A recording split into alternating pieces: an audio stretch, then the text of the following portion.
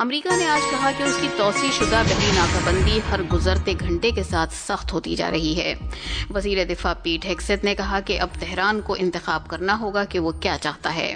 انہوں نے کہا کہ ایران کو یا تو نیوکلیائی سمجھوتے کو قبول کرنا ہوگا یا پھر مسلسل امریکی دباؤ کے تحت بڑھتے ہوئے بحران کا سامنا کرنا ہوگا۔ وزیر دفاع نے کہا کہ آپریشن ایپک فیوری کے تحت گزشتہ ہفتوں میں فیصلہ کن فوجی نتائج سامنے آئے ہیں اور مشن کا مقصد بدستور یہی ہے کہ ایران کے پاس نیوکلیائی ہتھیار نہیں ہونے چاہیے۔ انہوں نے ایران کے سپاہ پاسدارانہ انقلاب پر دہشت گردوں جیسا رویہ اختیار کرنے کا الزام لگایا اور کہا کہ وہ تجارتی جہازوں پر حملے کر رہے ہیں اور خطے میں عدم استحکام کے ذمہ دار ہیں۔ امریکہ نے بحری بارودی سرنگیں بچھانے والی ایرانی تیز رفتار کشتیوں کے خلاف تباہ کن کارروائی کرنے کی بھی اجازت دی۔ ایران کی سرکاری خبر رساں ایجنسی نے اس بات کی تصدیق کی ہے کہ وزیر خارجہ عباس عراقچی پاکستان کے سفر پر ہیں، جس کا مقصد دو طرفہ صلاح مشورہ کرنا اور خطے میں رونما ہونے والے واقعات ہیں۔ ایجنسی کے مطابق جناب عراقچی عمان اور روس بھی جائیں گے۔ مغربی ایشیا میں جنگ بندی کی توسیع کے اعلان کے باوجود اسرائیل نے آج جنوبی لبنان پر فوجی بنیادی ڈھانچے کو نشانہ بناتے ہوئے فضائی حملے کیے۔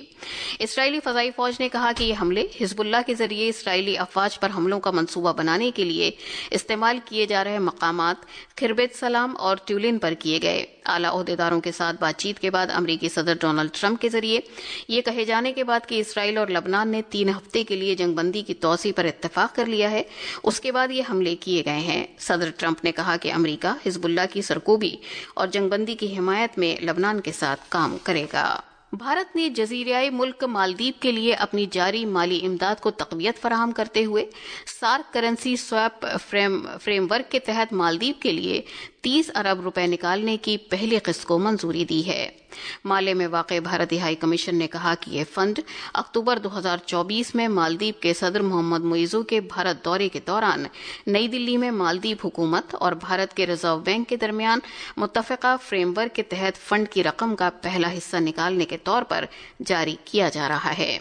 ہائی کمیشن نے بتایا کہ اس سہولت نے مالدیپ کے معاشی استحکام کو برقرار رکھنے میں اہم رول نبھایا ہے۔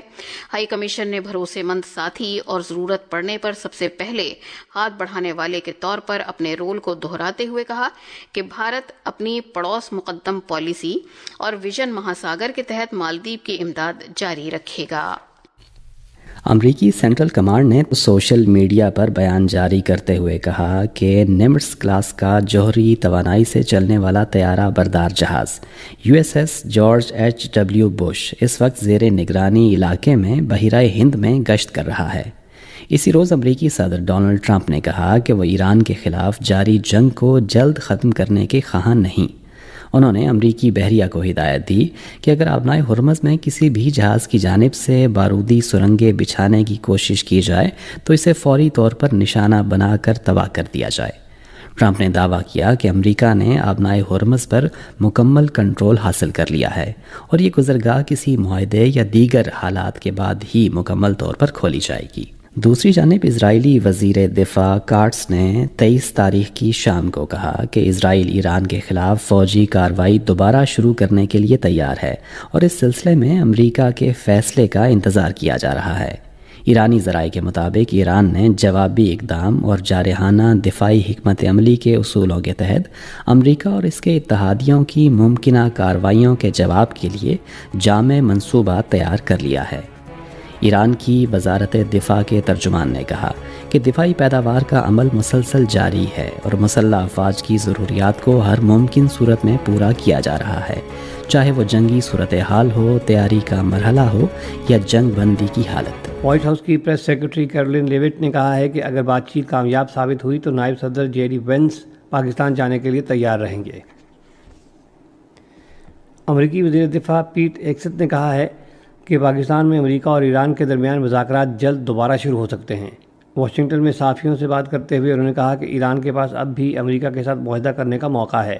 انہوں نے ایران پر زور دیا کہ وہ مذاکرات کی میز پر درست فیصلہ کرے۔ قطر کے امیر شیخ تمیم بن حمد الثانی نے کہا ہے کہ دوحہ پاکستان کی ثالثی کی کوششوں کی حمایت جاری رکھے گا۔ ان خیالات کا اظہار انہوں نے امریکی صدر ڈونلڈ ٹرمپ سے ٹیلی فون پر گفتگو کے دوران کیا۔ امیر قطر نے خطے میں کشیدگی کم کرنے کی ضرورت پر زور دیا۔ بات چیت کے دوران دونوں رہنماؤں نے تازہ ترین علاقائی پیش رفت بالخصوص امریکہ اور ایران کے درمیان جنگ بندی معاہدے کا جائزہ لیا۔ وزیر پیٹرولیم علی پرویز ملک نے کہا ہے کہ علاقائی کشیدگی کے باعث ایک بار پھر بین الاقوامی منڈی میں تیل کی قیمتوں میں اضافہ ہو گیا ہے۔ ایک بیان میں وفاقی وزیر نے کہا کہ حکومت کو تیل کی بڑھتی ہوئی عالمی قیمتوں اور بین الاقوامی شراکت داروں کے ساتھ موجودہ معاہدوں کی وجہ سے دباؤ کا سامنا ہے اور اس کے پاس پیٹرولیم کی قیمتوں کو ایڈجسٹ کرنے کے علاوہ محدود آپشنز رہ گئے ہیں۔ انہوں نے کہا کہ آئندہ ہفتے کے لیے ہائی اسپیڈ ڈیزل کی قیمت میں 26 روپے 70 پیسے فی لیٹر اضافہ ہوگا، جبکہ پیٹرول کی قیمت میں بھی 26 روپے 77 پیسے فی لیٹر اضافہ کیا گیا ہے۔ وفاقی وزیر نے کہا کہ حکومت نے صارفین کو فوری اثرات سے بچانے کے لیے عالمی قیمتوں میں ممکنہ حد تک بوجھ برداشت کر لیا ہے۔ ان کا مزید کہنا تھا کہ وفاقی اور صوبائی حکومتوں نے اس سے قبل عوام پر بوجھ کم کرنے کے لیے تاریخی ریلیف پیکج فراہم کیا تھا۔ وفاقی وزیر نے کہا کہ علاقائی امن کی بحالی کے لیے کوششیں جاری ہیں، جس سے تیل کی بین الاقوامی قیمتوں میں استحکام اور صارفین کو جلد ریلیف مل سکتا ہے۔ پیٹرولیم ڈویژن کی پریس ریلیز کے مطابق اب پیٹرول کی قیمت 393 روپے 35 پیسے اور ہائی اسپیڈ ڈیزل کی قیمت 380 روپے 19 پیسے فی لیٹر ہے۔ نئی قیمتوں کا اطلاق آج سے ہو گیا ہے۔ لبنان میں اسرائیل کے مسلسل فضائی حملوں میں 6 افراد ہلاک اور 2 زخمی ہو گئے ہیں۔ لبنانی وزارت صحت کے مطابق اسرائیلی فورسز کی جانب سے جنگ بندی کی خلاف ورزی کا سلسلہ جاری ہے۔ آج ملیریا کا عالمی دن منایا جا رہا ہے۔ اس دن کا موضوع ہے ملیریا کے خاتمے کے لیے پرعزم، اب ہم کر سکتے ہیں، اب ہمیں کرنا ہوگا۔ عالمی ادارہ صحت کے مطابق 47 ممالک کو ملیریا سے پاک قرار دیا جا چکا ہے۔ یہ دن ملیریا کی روک تھام اور اس پر قابو پانے کے لیے مسلسل سرمایہ کاری اور پائیدار سیاسی عزم کی ضرورت کو اجاگر کرتا ہے۔ اور رات کراچی میں پاکستان سپر لیگ کے 36ویں میچ میں اسلام آباد یونائیٹڈ نے حیدرآباد کنگز مین کو 8 وکٹوں سے شکست دے دی۔ حیدرآباد کنگز مین پہلے بیٹنگ کرتے ہوئے مقررہ 20 اوورز میں 80 رنز پر آل آؤٹ ہو گئی۔ جواب میں اسلام آباد یونائیٹڈ نے ہدف 6.4 اوورز میں 2 وکٹوں کے نقصان پر حاصل کر لیا۔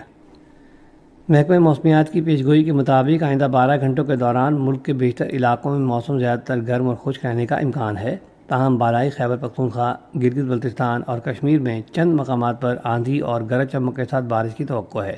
آج صبح ریکارڈ کیا گیا بعض بڑے شہروں کا درجہ حرارت۔ اسلام آباد اور Peshawar 21 degree centigrade, Lahore 28، Karachi 27، Quetta 16، Gilgit 12، بری 14، راولہ کوٹ 11 اور مظفر آباد 17 ڈگری سینٹی گریڈ۔ سری نگر، لیہ، پلوامہ، اننت ناگ، شوپیاں اور بارہمولہ میں موسم جزوی طور پر ابر آلود رہنے اور گرج چمک کے ساتھ بارش کا امکان ہے، جبکہ جموں میں موسم جزوی طور پر ابر آلود اور خشک رہنے کی توقع ہے۔ آج صبح ریکارڈ کیا گیا درجہ حرارت۔ سری نگر، پلوامہ اور Baramulla 11 degree centigrade, Jammu 26، Leh 0، Anantnag اور شوپیاں 10 ڈگری سینٹی گریڈ۔